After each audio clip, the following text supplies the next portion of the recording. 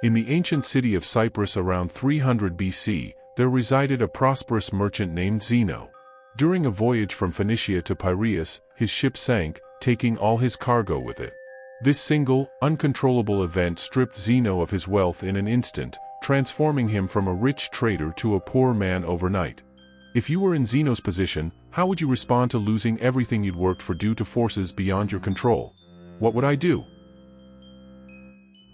Anger, sadness, or a sense of betrayal might be natural reactions for many. But Zeno, the founder of Stoicism,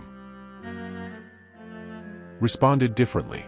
He saw this moment as an opportunity to embody the principles he would later teach. A single shift in perspective can ripple into profound changes over time. Stoicism, at its core, is about acceptance and equanimity. Inspired by the teachings of Socrates and other philosophers, Zeno developed Stoicism as a way to navigate life's unpredictability. He believed that while we cannot control external events, we can control how we respond to them. Instead of lamenting his loss, Zeno chose to remain composed, focusing on what he could control, his mindset and actions. Nowadays, Stoicism is often misunderstood as a philosophy for the emotionally detached, those who never experience anger, anxiety, or despair. However, Stoicism is far more nuanced. It is not about suppressing emotions, but about understanding and reframing them. It is a worldview, a way of life that has endured for centuries. Stoic principles remain as relevant today as they were in ancient times. They teach us to process negative emotions and transform them into insights that shape our perspective. Perspective, after all, is everything. Each person's experiences shape their unique view of the world.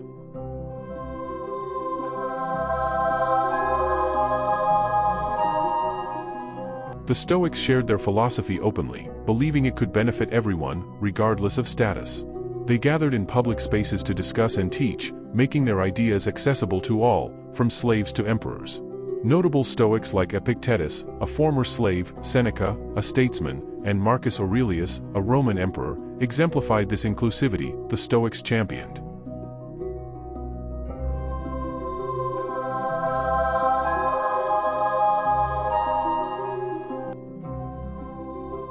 equality and unity, coining the term cosmopolitan to mean citizen of the world.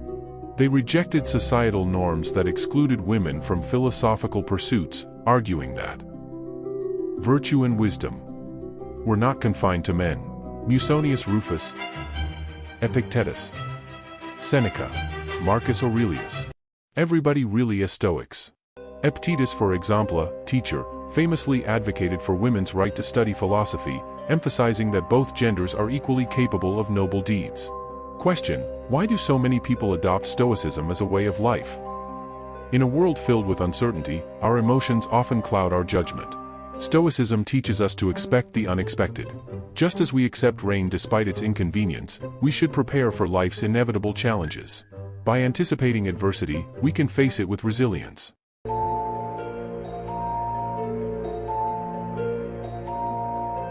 One Stoic practice, voluntary discomfort, involves intentionally embracing hardship to build gratitude and mental fortitude. Sleeping on the floor, taking cold showers, or eating simple meals reminds us that we can endure and even thrive in difficult circumstances. This exercise prepares us for future misfortunes, teaching us that our mindset determines our ability to overcome challenges. In today's consumer-driven world, we're bombarded with messages that equate happiness with material possessions, appearance, or status. Stoicism offers a counterpoint. True happiness comes from within. By focusing on intrinsic values rather than external achievements, we free ourselves from unrealistic expectations and societal pressures. Many of us seek fulfillment in external sources, luxury cars, grand homes, or even relationships. But Stoicism warns against placing our happiness in things beyond our control. Material possessions can be lost, relationships can falter, and external validation is fleeting. Even free things, like time and space, come at a cost. Seneca advised, learn to live with less, and you'll create space for what truly matters. Stoicism encourages us to find contentment in our intrinsic worth rather than in what we own or achieve. By focusing on our efforts rather than outcomes, we cultivate a sense of purpose and resilience.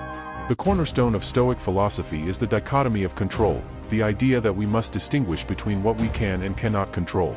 Epictetus emphasized this principle, urging us to focus on our choices and reactions rather than external events. For example, imagine a young professional named Alex, who has been working tirelessly at a tech startup for the past 3 years.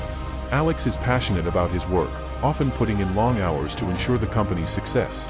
He's been eyeing a promotion to a senior management position, believing it's well-deserved given his contributions. One day, Alex's boss calls him into the office. Confident and excited, Alex walks in, expecting to hear the good news. Instead, his boss informs him that the promotion has been given to a colleague who joined the company just a year ago.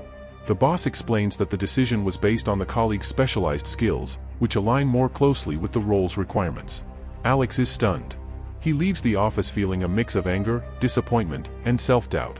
Alex takes a moment to process his emotions but quickly reminds himself of Epictetus' teaching, "It's not what happens to you, but how you react to it that matters." He acknowledges his disappointment but refuses to let it define him. Instead, he focuses on what he can control, his thoughts, actions, and attitude.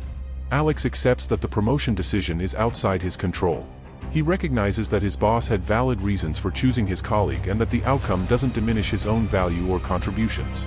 Seek feedback from his boss to understand how he can improve and position himself for future opportunities. Invest in his professional development by enrolling in a course to acquire the specialized skills that were highlighted as important for the role. Reconnect with his passion for his work, reminding himself why he joined the startup in the first place. This mindset applies to all areas of life. Imagine working tirelessly for a promotion, only to be denied. Instead of despairing, a Stoic would focus on the quality of their work and remain committed to their goals, understanding that external factors, like a boss's mood or company finances, are beyond their control.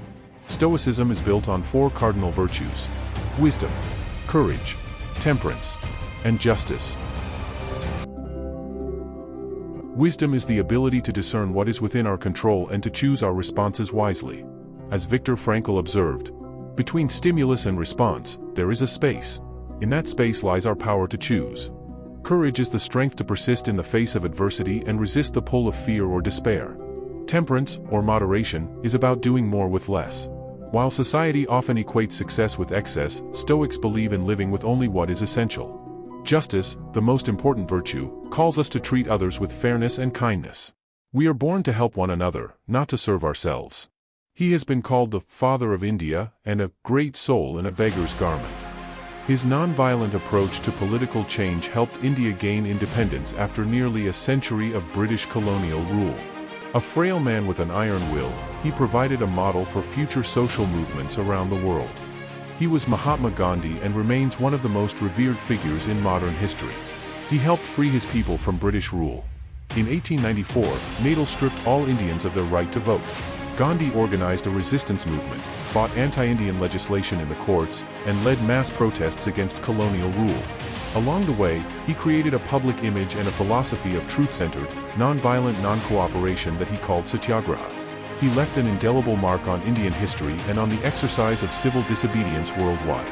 "After I am gone, no one person will be fully capable of representing me," he said. "But a little of me will live on in many of you.